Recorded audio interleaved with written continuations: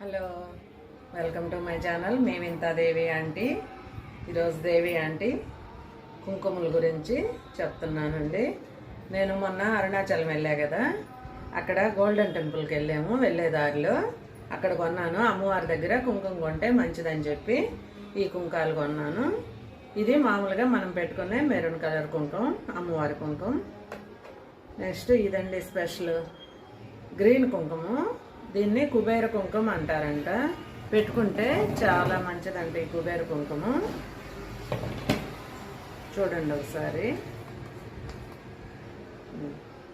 చాలా మంచిదంటండి ఈ కుంకుమ పెట్టుకుంటే. నేను పెట్టుకున్నా చూడండి. లక్ష్మీ కుబేర కుంకుమ అంటారంట దీన్ని. అక్కడ అందరూ చాలామంది చెప్తుండారు మంచిది పెట్టుకుంటే అని. ఇంకా నేను కూడా తీసుకొచ్చాను, డైలీ పెట్టుకుంటున్నాను.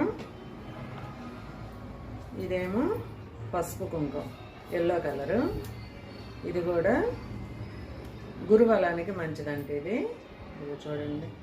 గురువారం రోజు అలాగా మనం పెట్టుకున్న పిల్లలకు పెట్టినా చాలా మంచిదంట. ఎవరన్నా మీరు కూడా కనుక వెళ్తే ఈ కుంకుమలు తీసుకొచ్చుకోండి. కాస్ట్ తక్కువేనండి. అంటే 2-3 దగ్గరలు అడగండి.